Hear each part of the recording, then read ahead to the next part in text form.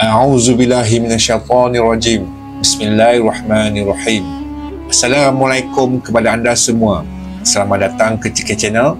Jumpa lagi bersama saya Abang Cengkeh dalam slot AC Stories. Apa khabar semua? Diharapkan semuanya sihat-sihat je selalu di samping keluarga tersayang.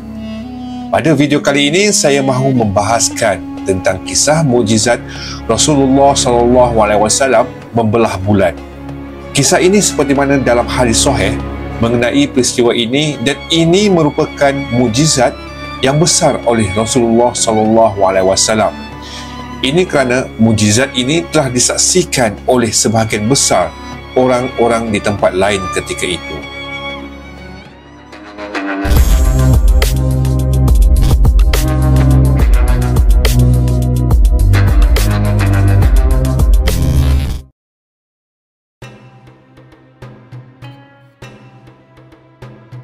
Seperti mana yang kita ketahui, mukjizat yang ada pada Nabi Musa AS adalah baginda dapat membelah laut ketika peristiwa baginda dan pengikutnya telah dikejar oleh Firaun dan bala tenteranya. Tapi ada yang lebih hebat lagi. Nabi kita, Nabi Muhammad SAW boleh membelah bulan kepada dua bahagian.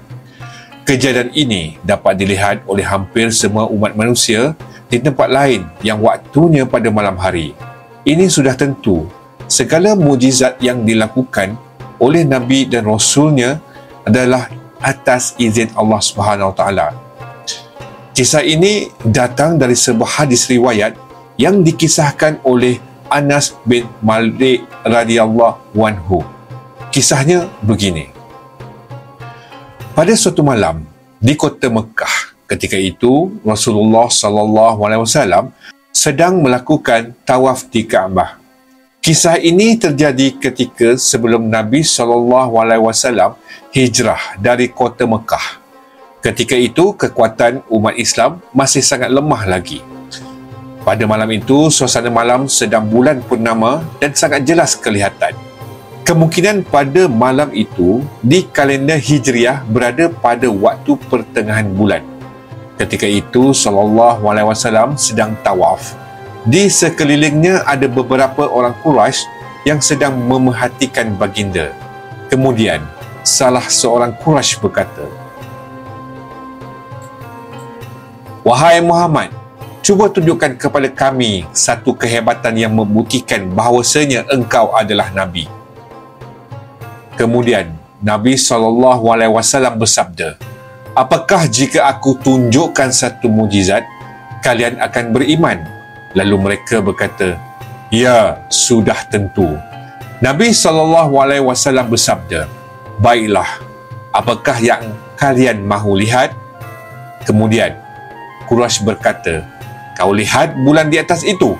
Cuba kau belah bulan itu untuk kami." Sebenarnya, niat sebenar orang Quraisy ketika itu hanyalah nak memalukan Nabi SAW sahaja. Walaupun Nabi SAW menunjukkan mukjizatnya sekalipun, mereka tetap tidak akan beriman kepada Allah SWT. Permintaan orang-orang Quraisy ini betul-betul tidak masuk di akal. Ialah, bagaimana hendak membelah bulan sedangkan kita nak pegang sekalipun memang mustahil. Kemudian Nabi SAW terus menuding jari telunjuknya ke arah bulan. Lalu Nabi SAW perlahan-lahan menggaris bulan itu menggunakan jarinya. Dengan izin Allah SWT, bulan itu terbelah dua. Kemudian selepas berlakunya fenomena bulan terbelah dua tersebut, potongan bulan yang pertama terlihat berada di Bukit Abi Qubais, manakala potongan bulan yang kedua terlihat berada di Gunung Aswaidah. Ini kerana kota Mekah ini dihimpit oleh dua gunung tadi, iaitu Abu Qubais dan Aswaidah. Oleh itu, apabila bulan terbelah dua, kedua-dua potongan tersebut ia bergerak menjauhi antara satu sama lain. Kejadian tersebut dapat dilihat oleh kebanyakan manusia pada malam itu. Selepas melihat kejadian tersebut, tentulah mereka terkejut. Tapi mereka ni tetap tidak beriman kepada Allah Subhanahu Wa Taala seperti yang dijanjikan, iaitu selepas mereka melihat mukjizat luar biasa dari Rasulullah sallallahu alaihi wasallam. Sebaliknya, mereka berkata, sungguh luar biasa sihir dari Muhammad.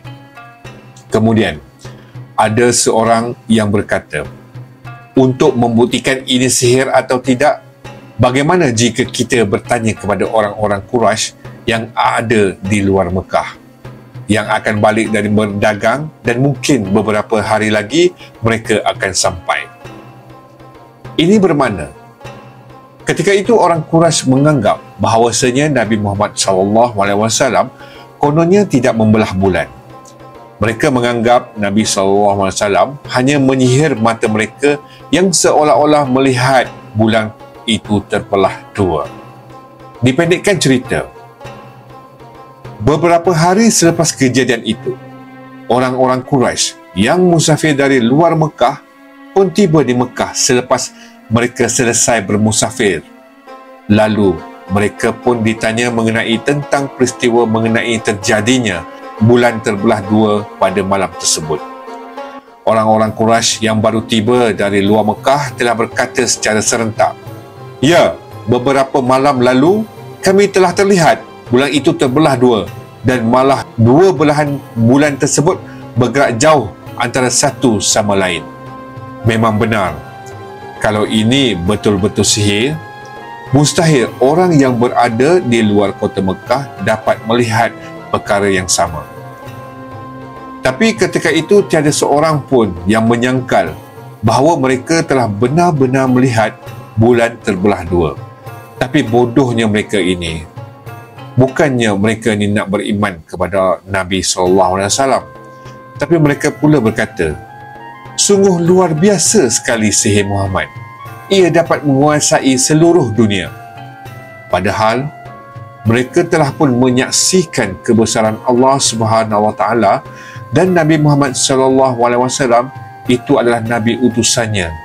Namun begitu, kerana hati mereka begitu keras untuk menerima Nabi terakhir yang diutuskan oleh Allah Subhanahu Wa Taala dari kalangan mereka. Baik semua, kita bahas dari sudut ilmiah pula. Kenapa fenomena besar ini hanya tercatat dalam Al-Quran dan hadis? Dan kenapa ia tidak tercatat dalam mana-mana buku sejarah? Pastinya, fenomena seperti ini akan turut disaksikan oleh manusia di pelbagai pelosok dunia. Mungkin juga putaran bumi akan terjejas kerana kejadian luar biasa pada malam tersebut. Kemungkinan ada 4 alasan yang boleh menjawab persoalan tersebut. Yang pertama, rekod sejarah yang sangat sikit pada masa lalu.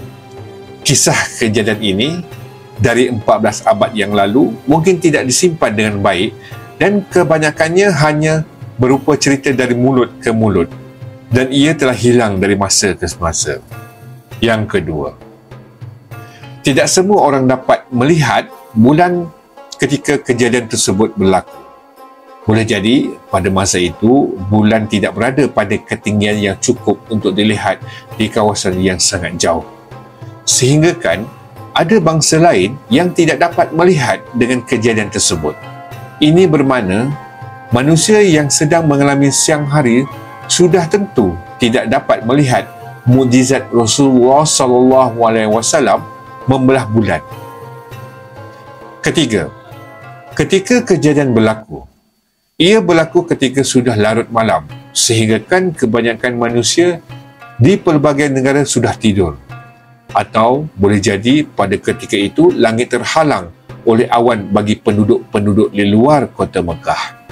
Dan yang keempat, kejadian ini sengaja ditutup kepada orang ramai ketika itu. Dan ia tidak mustahil kejadian itu sengaja ditutup untuk menghilangkan sejarahnya tentang mukjizat Nabi SAW walaupun ramai yang menyaksikannya.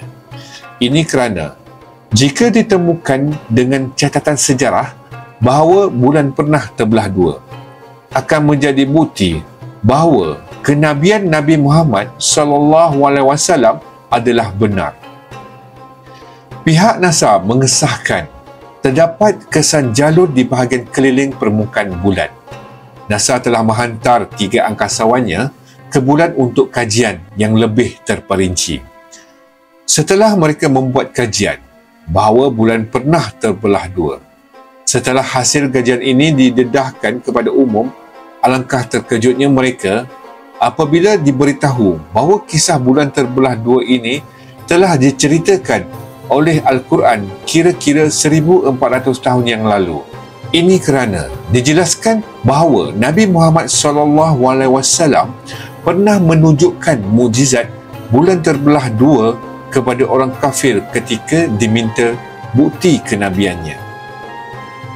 Menurut pihak NASA, kami mendapati secara pasti dari batuan-batuan yang terpisah terpotong di permukaan bulan sampai di dalam perut bulan. Maka kami pun meminta para pakar geologi untuk menelitinya dan mereka mengatakan hal ini tidak mungkin telah terjadi kecuali jika memang bulan pernah terbelah lalu bersatu kembali. Penemuan pertama ditemukan 200 tahun yang lalu dengan sebuah teleskop kecil. Ada 3 lekukan nampak di permukaan bulan yang berlainan jenis. Mereka juga meminta bantuan daripada ahli geologi untuk penyelidikan bagi mendapat maklumat bahawa pernah terjadi bulan terbelah dua dan disatukan semula. Wallahu a'lam bissawab.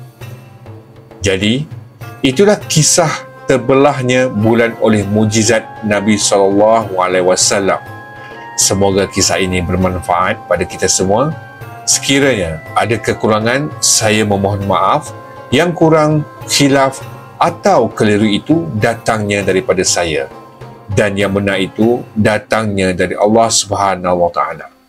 Sampai kita bertemu lagi untuk video seterusnya. Assalamualaikum.